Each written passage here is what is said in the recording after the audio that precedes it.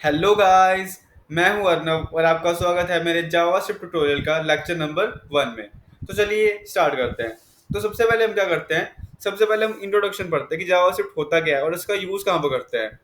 तो जावास्क्रिप्ट एक बेसिकली एक प्रोग्रामिंग लैंग्वेज है जिसका हम यूज करते हैं वेबसाइट्स या एप्स बनाने में।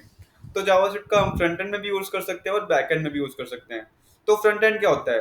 फ्रंट एंड जावा तो फ्रंट एंड क्या होता है? वेबसाइट्स का एक पार्ट होता है जो जो कि हमें विजिबल होता है। जैसे कि आप कोई वेबसाइट्स खोलते हैं, मतलब ऑलमोस्ट सारी वेबसाइट जावास्क्रिप्ट का यूज करती है, तो आप जावास्क्रिप्ट से वेबसाइट बना सकते हैं। और उसके बाद होता है बैकएंड। तो बैकएंड क्या होता है? बैकएंड होता है जैसे कि जावा जैसे आपने कोई वेबसाइट बनाई, उसके पीछे जो प्रोसेसिंग चल रही है, ये जो सर्वर साइड कोड हो गया, डेटाबेस से कनेक्ट करना या फिर डेटा को फैच करना, ये सारा आता है बैकएंड में। तो जावास्क्रिप्ट ये दोनों काम कर सकती है, फ्रंट एंड में भी और बैकएंड में भी जावास्क्रिप्ट रन हो सकती है। तो चलिए हमने इंट्रोडक्शन देख लिया जावास्क्रिप्ट का। अब चलिए इसको इंस्टॉल करना सीखते हैं, हम जावास्क्रिप्ट को इंस्टॉल कैसे कर सकते हैं। तो चलिए स्टार्ट करते हैं। यस।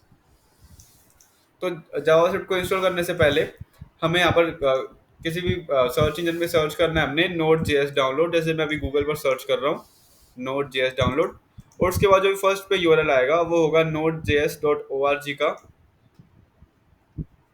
यस।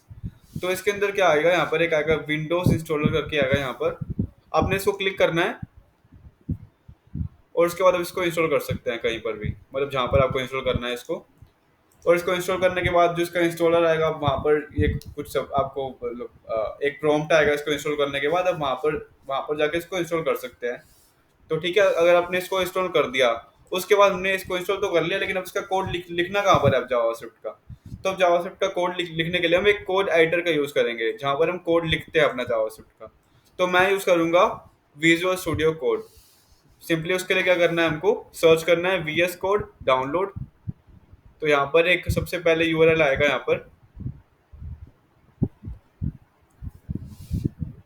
यस, तो यहाँ पर आ रहा है download visual studio code.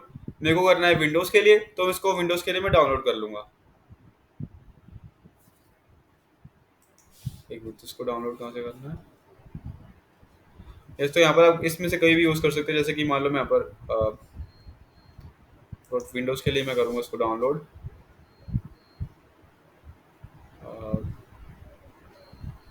Yes, तो यहाँ पर इसको डाउनलोड कर सकते हैं इसको। तो डाउनलोड करने के बाद एक इंस्टॉलर आपको दिखेगा। जब आप इसको डाउनलोड करने के बाद ओपन करेंगे तो आपके पास कुछ ऐसा डायलॉग बॉक्स आएगा आपके पास। तो सबसे पहले यहाँ पर एक एग्रीमेंट आएगी। आपने एग्रीमेंट को एक्सेप्ट करना है, फिर करना है नेक्स्ट। तो यहाँ पर ये कुछ एडिशनल टास्क के बारे में बता रहा है। जैसे ये नीचे वाले 4 तुमको चेक करने ही है, और उसके बाद करना है एडिशनल आइकन्स। जैसे यहाँ पर है क्रिएट अ डेस्कटॉप आइकन। अगर आपको चाहिए तो कर सकते हैं, अगर नहीं चाहिए तो उसको स्किप भी कर सकते हैं। तो मान लो कि अगर मेरे को ये चाहिए तो मैं कर दूंगा इसको, और बाकी 4 आपको करने ही चाहिए, मैं रिकमेंड करता हूँ ये। उसके बाद आपको क्या करना है, नेक्स्ट कर कर आपने इसको करना है इंस्टॉल। तो मेरे पास ये इंस्टॉल्ड है तो मैं नहीं करूंगा। इंस्टॉल करने के बाद आप अपने पीसी को रीस्टार्ट कर सकते हैं एक बार। यस, तो मैं एक बार सेटअप को एग्जिट कर रहा हूँ क्योंकि मेरे पास ये पहले से इंस्टॉल है। तो यस, हमने जावास्क्रिप्ट का इंस्टॉल भी कर लिया। अब हमने करना है जावास्क्रिप्ट का सिंटैक्स।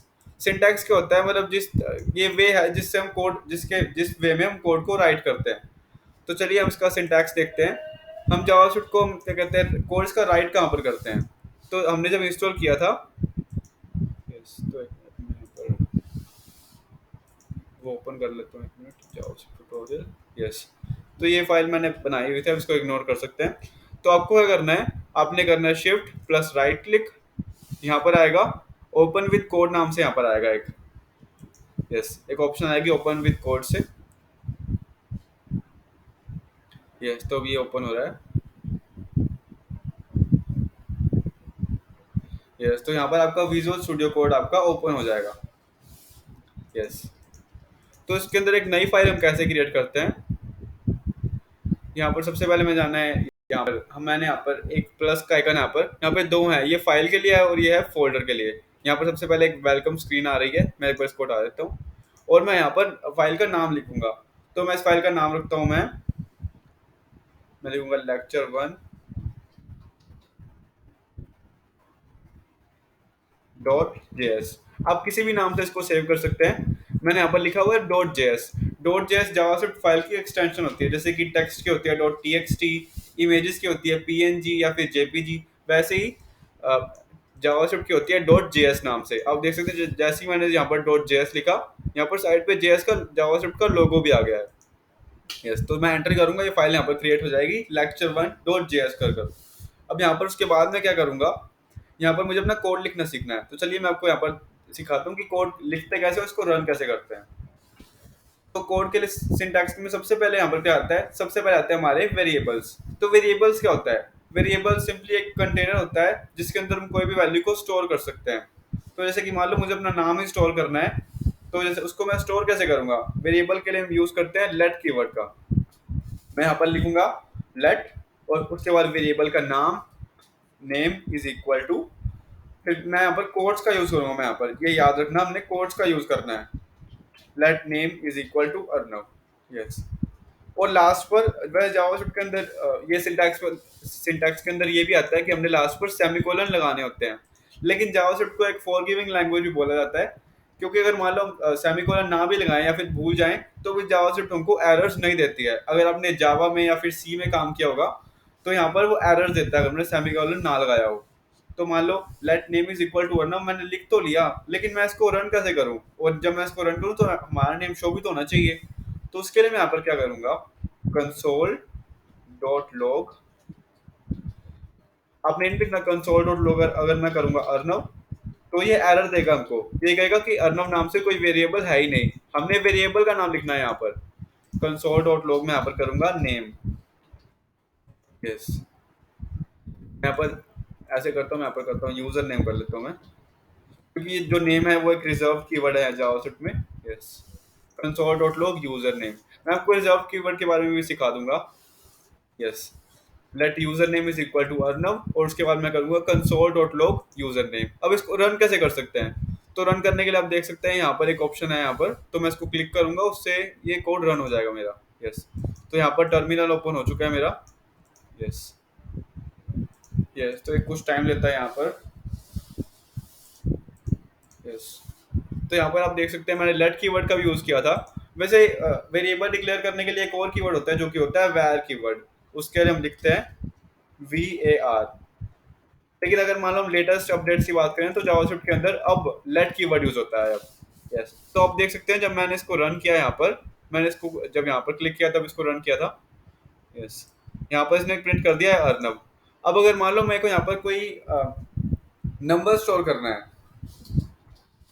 तो नंबर के लिए मैं ऐसे लिख सकता हूँ यहाँ पर 1। अब मेरे को यहाँ पर कोट्स लगाने की जरूरत नहीं है, क्योंकि नंबर्स के लिए कोट्स नहीं चाहिए होते हमको। टेक्स्ट जिसको हम बोलते हैं स्ट्रिंग, तो हम टेक्स्ट को जावा प्रोग्रामिंग की लैंग्वेज में हम बोलते हैं स्ट्रिंग। तो हमको स्ट्रिंग के लिए हमको कोट्स लगाने होते हैं, लेकिन हमको नंबर्स के लिए नहीं लगाने होते। जैसे इंटीजर्स हो गया, और डेसिमल्स को हम इसके अंदर बोलते हैं फ्लोट।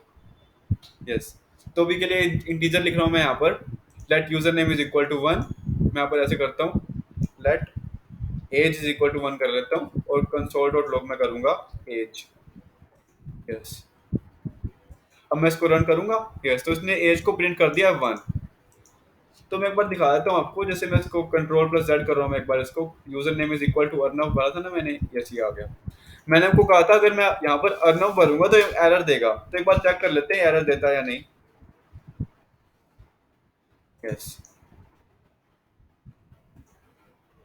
यस, तो आप देख सकते हैं इसने एरर क्या दिया है यहाँ पर, कंसोल डॉट लॉग अर्नव के अंदर एरर है कि reference error Arnav is not defined. ये कह रहा है कि अर्नव नाम का वेरिएबल आपने कभी डिफाइन ही नहीं किया था, इसको पता ही नहीं कि अर्नव क्या चीज है अभी। यस, कंसोल डॉट लॉग मुझे यूजर नेम ही करना पड़ेगा मुझे इसके लिए। यस, जब मैं यूजर नेम को करूंगा तभी अर्नव प्रिंट कर देगा। यस, तो चलिए कॉन्ग्रेचुलेशन, आपने अपना फर्स्ट कोड जावास्क्रिप्ट का लिख लिया है। तो चलिए आज के इस वीडियो में इतना ही। आगे मैं प्लेलिस्ट को अपडेट कर दूंगा, आप डिस्क्रिप्शन में भी देख सकते हैं, वो प्लेलिस्ट का यूआरएल मैं दे दूंगा डिस्क्रिप्शन में, आप बाकी लेक्चर वहां से देख सकते हैं। तो चलिए आज के इस वीडियो में इतना ही, मैं मिलूंगा आपसे अपनी अगली वीडियो में, तब तक के लिए बाय।